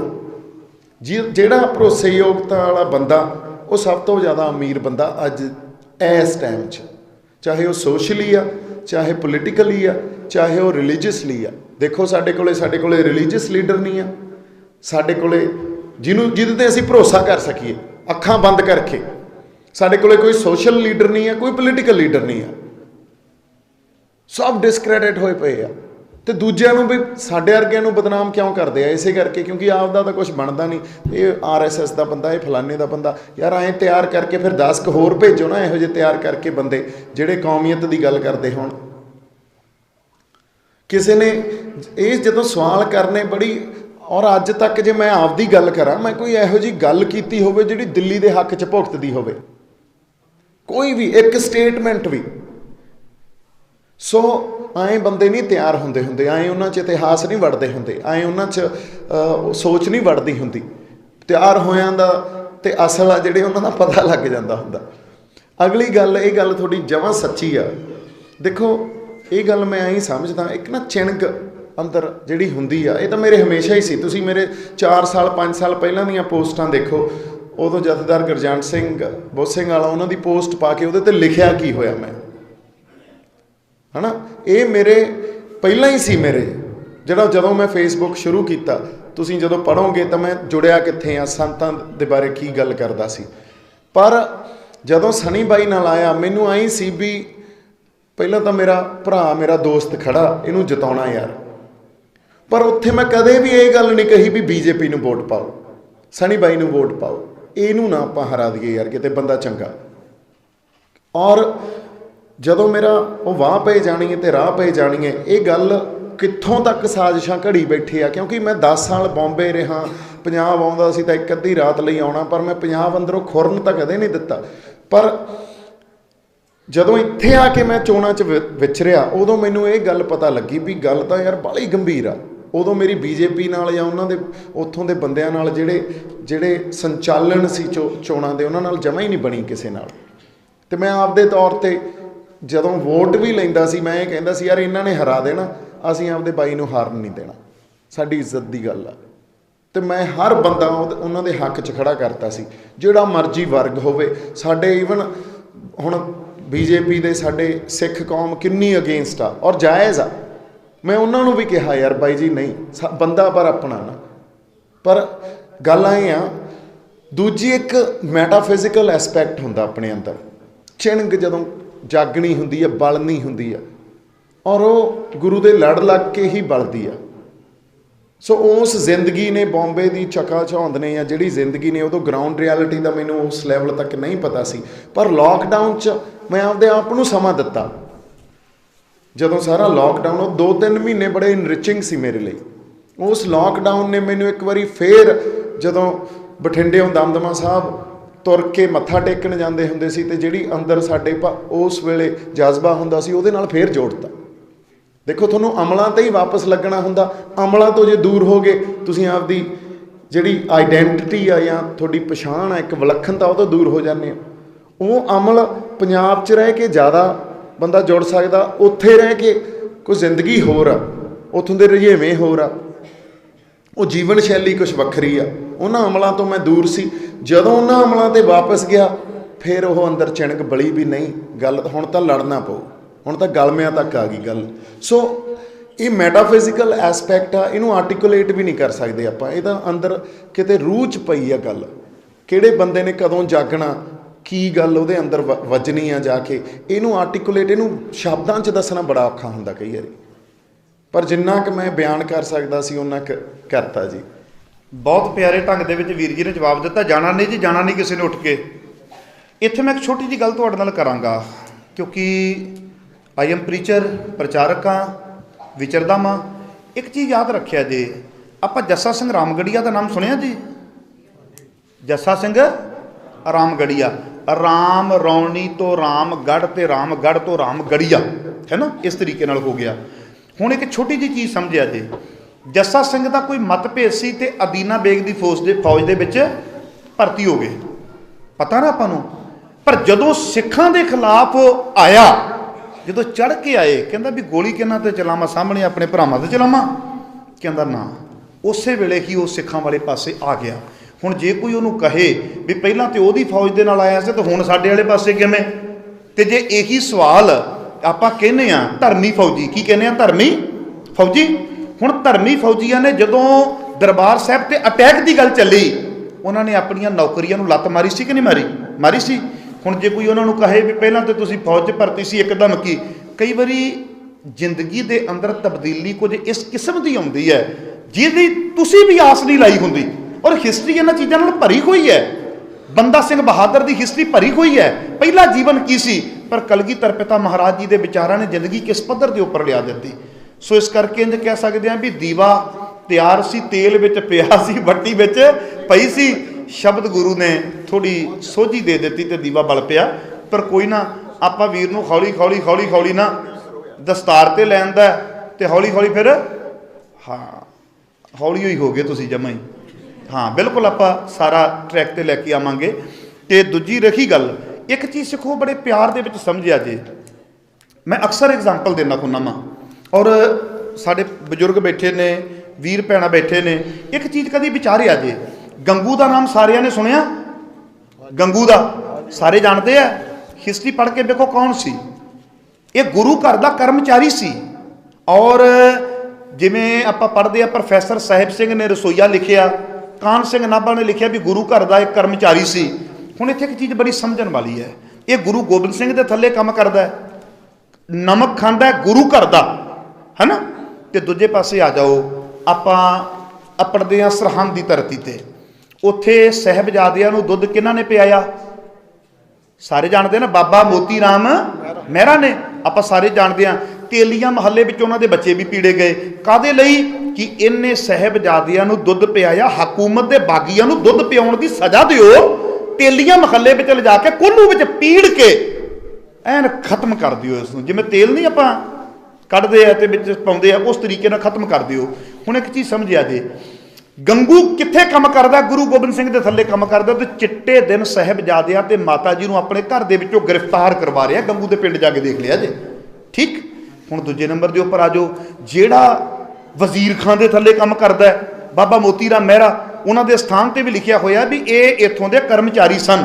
ਜਿਹੜਾ ਵਜ਼ੀਰ ਖਾਨ ਦੇ ਥੱਲੇ ਕੰਮ ਕਰਦਾ ਹੈ ਉਹ ਕੀ ਕਰ ਰਿਹਾ ਹੈ? ਉਹ ਸਾਹਿਬਜ਼ਾਦਿਆਂ ਨੂੰ ਦੁੱਧ ਪਿਆ ਰਿਹਾ, ਬਦਲੇ ਦੇ ਵਿੱਚ ਸਾਰਾ ਆਪਣਾ ਟੱਬਰ ਸ਼ਹੀਦ ਕਰਵਾ ਲੈਂਦਾ ਹੈ। ਇੱਕ ਚੀਜ਼ ਇੱਥੇ ਬੜੀ ਸਮਝਣ ਵਾਲੀ ਹੈ, ਜਿਹੜਾ ਤੇ ਗੁਰੂ ਗੋਬਿੰਦ ਸਿੰਘ ਦੇ ਥੱਲੇ ਕੰਮ ਕਰ ਰਿਹਾ, ਚਿੱਟੇ ਦਿਨ ਸਾਹਿਬਜ਼ਾਦੇ ਘਰ ਚੋਂ ਫੜਾਤੇ, ਤੇ ਜਿਹੜਾ ਵਜ਼ੀਰ ਖਾਨ ਦੇ ਥੱਲੇ ਕੰਮ ਕਰਦਾ ਪਿਆ ਉਹਨੇ ਸਾਹਿਬਜ਼ਾਦਿਆਂ ਪਿੱਛੇ ਏਡੀ ਵੱਡੀ ਕੁਰਬਾਨੀ ਦੇ ਦਿੱਤੀ। ਗੱਲ ਇਹ ਨਹੀਂ ਕਿ ਤੁਸੀਂ ਕਿਸ ਪਾਰਟੀ ਦੇ ਥੱਲੇ ਕੰਮ ਕਰਦੇ ਹੋ, ਗੱਲ ਇਹ ਆ ਵੀ ਤੁਹਾਡੀ ਸੋਚ ਕਿੱਥੇ ਕੰਮ ਕਰਦੀ ਹੈ। ਜਦੋਂ ਕਿਸੇ ਪਾਰਟੀ ਵਿੱਚ ਜਾਣ ਤੋਂ ਪਹਿਲਾਂ ਕਹਿ ਦਿੰਦੇ ਹੋ ਵੀ ਭਰਾਵਾ ਮੈਂ ਕਾਂਗਰਸੀ, ਮੈਂ ਭਾਜਪਾਈ, ਮੈਂ ਆਮ ਵਾਲਾ ਬਾਅਦ ਵਿੱਚ ਆ, ਪਹਿਲਾਂ ਮੈਂ ਸਿੱਖ ਹਾਂ, ਮੇਰਾ ਦਾਅਵਾ ਇਸ ਗੱਲ ਦਾ ਤੁਹਾਨੂੰ ਕੋਈ ਵਰਤ ਨਹੀਂ ਸਕਦਾ। ਉਹਨੂੰ ਪਤਾ ਹੋਵੇਗਾ ਵੀ ਇਹ ਪਹਿਲਾਂ ਸਿੱਖ ਹੈ, ਇਹ ਬਾਕੀ ਗੱਲਾਂ ਬਾਅਦ ਦੀਆਂ ਨੇ। ਇਹ ਸਮਾਜ ਦੇ ਵਿੱਚ ਭਲਾਈ ਵਾਸਤੇ ਆਇਆ, ਸਾਡੇ ਏਜੰਡੇ ਨੂੰ ਗ੍ਰਹਿਣ ਕਰਨ ਵਾਸਤੇ ਨਹੀਂ ਆਇਆ। ਸੋ ਆਪਾਂ ਨੂੰ ਬੜੀਆਂ ਗੱਲਾਂ ਵਿਚਾਰਨੀਆਂ ਪੈਣੀਆਂ ਨੇ। ਹਿਸਟਰੀ ਐਸੀਆਂ ਐਗਜ਼ਾਮਪਲਸ ਦੇ ਨਾਲ ਭਰੀ ਪਈ ਹੈ, ਬਿਲਕੁਲ ਭਰੀ ਪਈ ਹੈ, ਤੇ ਗੁਰੂ ਕਰੇ ਕਿਰਪਾ। ਬਹੁਤ ਬਹੁਤ ਸਾਰਿਆਂ ਦਾ ਧੰਨਵਾਦ। ਮੇਰੇ ਕੋਲ ਸਵਾਲ ਕਾਫੀ ਆਇਆ, ਪਰ ਹੁਣ ਸਵਾਲ ਮੈਂ ਨਹੀਂ ਲੈ ਸਕਦਾ, ਰਜੇਵੇਂ ਹੈ, ਤੇ ਬਹੁਤ ਬਹੁਤ ਮਿਹਰਬਾਨੀਆਂ। ਖਾਸ ਕਰਕੇ ਕੋਟ ਕੋਟ ਧੰਨਵਾਦੀ ਹੈ ਗੁਰੂ ਗ੍ਰੰਥ ਸਾਹਿਬ ਜੀ ਦਾ, ਜਿਨ੍ਹਾਂ ਨੇ ਆਪਣੇ ਇਤਿਹਾਸਿਕ ਸਥਾਨ ਤੇ ਸਾਨੂੰ ਨਿਵਾਜਿਆ। ਬੜੇ ਐਸੇ ਵੀਰ ਨੇ ਮਖੂ ਤੋਂ ਆਏ ਨੇ ਜਿਨ੍ਹਾਂ ਨੇ ਪਹਿਲੀ ਵਾਰੀ ਦਰਸ਼ਨ ਕੀਤੇ ਨੇ ਇਸ ਗੁਰੂ ਘਰ ਦੇ। ਸੱਚੇ ਪਾਤਸ਼ਾਹ ਛੇਵੇਂ ਪਾਤਸ਼ਾਹ ਮਹਾਰਾਜ ਜੀ ਦੀ ਚਰਨ ਛੋਹ ਪ੍ਰਾਪਤ ਸਥਾਨ ਤੇ ਆਪਾਂ ਆਏ ਹਾਂ। ਪਹਿਲਾ ਸ਼ੁਕਰਾਨਾ ਤੇ ਮੇਰੇ ਸਤਿਗੁਰੂ ਦਾ, ਦੂਜਾ ਉਹਨਾਂ ਨੌਜਵਾਨ ਵੀਰਾਂ ਦਾ ਜਿਹੜੇ ਉਦਣ ਤੋਂ ਲੱਗੇ ਹੋਏ ਆ, ਭਾਈ ਰਣੀਆਂ। ਤੀਜੇ ਨੰਬਰ ਦੇ ਉੱਪਰ ਜਿਨ੍ਹਾਂ ਵੀਰਾਂ ਭੈਣਾਂ ਨੇ ਆ ਕੇ ਸੁਣਿਆ, ਬੜੀ ਦੂਰ ਨੇੜੇ ਤੋਂ ਆਏ ਨੇ, ਧੰਨਵਾਦੀਆਂ। ਸਭਨਾਂ ਦਾ ਧੰਨਵਾਦ ਕਰਦਾ ਹੋਇਆ ਵੀਰ ਦੀਪ ਸਿੱਧੂ ਜੀ, ਤੁਹਾਡਾ ਬਹੁਤ ਬਹੁਤ ਧੰਨਵਾਦ। ਸਾਡੇ ਸਵਾਲਾਂ ਦੇ ਜਵਾਬ ਵੀ ਦਿੱਤੇ ਨੇ, ਸਾਡੇ ਨਾਲ ਸਮਾਂ ਵੀ ਗੁਜ਼ਾਰਿਆ ਹੈ। ਸਭਨਾਂ ਦਾ ਧੰਨਵਾਦ ਕਰਦਾ ਹੋਇਆ ਹੁਣ ਖੇਮਾ ਦਾ ਜਾਜਕਾਂ ਜੀ, ਤੇ ਮੇਰੇ ਖਿਆਲ ਕੋਈ ਜ਼ਰੂਰੀ ਬੇਨਤੀਆਂ ਨੇ ਵੀਰ ਜੀ ਨੇ ਕਰਨੀਆਂ ਨੇ। ਕਰੀਬ ਕਰੀਬ ਪ੍ਰੋਗਰਾਮ ਹੁਣ ਆਪਣਾ ਸਮਾਪਤ ਹੈ, ਤੇ ਫਤਿਹ ਆਪਾਂ ਹੁਣ ਗੱਜ ਵੱਜ ਕੇ ਕਰ ਦਿਓ। ਜੇ ਤੁਸੀਂ ਗੱਜ ਕੇ ਫਤਿਹ ਨਾ ਬੁਲਾਈ, ਮੈਂ 5 ਮਿੰਟ ਹੋਰ ਲਾਊਂਗਾ। ਹਾਂ, ਮੇਰੀ ਬੇਨਤੀ ਹੈ, ਗੱਜ ਕੇ ਫਤਿਹ ਬੁਲਾ ਦਿਆ ਜੇ, ਨਹੀਂ ਤੇ ਤੁਹਾਨੂੰ ਪਤਾ ਪ੍ਰਚਾਰਕਾਂ ਔੜ ਕੋਈ ਨਾ ਕੋਈ ਪੈਣੀ ਹੈ, ਫਿਰ ਲੱਗ ਜਾਣਾ। ਫਿਰ ਮੈਂ ਕਹਿ ਦੇਣਾ ਜੀ ਹੁਣ ਸਵਾਲ ਆਇਆ, ਦੀਪ ਸਿੱਧੂ ਜੀ ਜਵਾਬ ਦਿਓ ਨਾ, ਬਾਈ ਨੇ ਜਵਾਬ ਦੇਣਾ। ਮੈਨੂੰ ਤਾਂ ਉਸ ਤਰ੍ਹਾਂ ਵੀ ਜਵਾਬ ਨਹੀਂ ਦਿੰਦੇ। ਮੈਂ ਤਾਂ ਕਈ ਸਵੇਰੇ ਮੈਨੂੰ ਕਹਿੰਦੇ ਜੀ ਉੱਥੇ ਬਹੁਤ ਸੰਗਤ ਆ ਰਹੀ ਹੈ, ਅੱਜ ਆਇਆ ਨਹੀਂ ਜਾਣਾ। ਮੈਂ ਕਿਹਾ ਬਾਈ ਜੀ ਅੱਜ ਤੇ ਇੱਜ਼ਤ ਦਾ ਸਵਾਲ ਬਣਿਆ ਪਿਆ, ਮੈਨੂੰ ਤਾਂ ਕਾਲਾ ਸੰਘੇ ਵਾਲੇ ਨੇ ਜਾਣ ਨਹੀਂ ਦੇਣਾ। ਮੈਨੂੰ ਮੁਖਤਿਆਰ ਸਿੰਘ ਹੋਰਾਂ ਨੇ ਕਿਹਾ ਸੀ ਜੇ ਦੀਪ ਬਾਈ ਨਾ ਆਇਆ ਕਹਿੰਦੇ ਇੱਥੇ ਹੀ ਰੱਖ ਲੈਣਾ ਤੈਨੂੰ। ਤੇ ਮੈਂ ਹਰਪਾਲ ਸਿੰਘ ਮਖੂ ਨੂੰ ਵੀ ਇਸੇ ਕਰਕੇ ਸੱਦਿਆ। ਮੈਂ ਕਿਹਾ ਬਾਈ ਜੀ ਤੁਸੀਂ ਵੀ ਪ੍ਰਚਾਰਕ ਹੋ, ਜੇ ਕਿਸੇ ਕਾਰਨ ਕਰਕੇ ਕੋਈ ਹੋਇਆ ਲੇਟ ਫੇਟ ਤੇ ਆਪਾਂ ਮੈਂ ਕਿਹਾ ਸਮਾਂ ਲਾਵਾਂਗੇ। ਸੋ ਬਹੁਤ ਬਹੁਤ ਧੰਨਵਾਦੀ ਸਾਰਿਆਂ ਦਾ। ਤੇ ਮੈਂ ਚਾਹਾਂਗਾ ਫਤਿਹ ਦਾ ਜਵਾਬ ਫਤਿਹ ਦੇ ਅੰਦਰ ਗਰਜਵੀਂ ਆਵਾਜ਼ ਦੇ ਨਾਲ ਦਿਓ, ਤੇ ਆਖੋ ਜੀ ਵਾਹਿਗੁਰੂ ਜੀ ਕਾ ਖਾਲਸਾ, ਵਾਹਿਗੁਰੂ ਜੀ ਕੀ ਫਤਿਹ।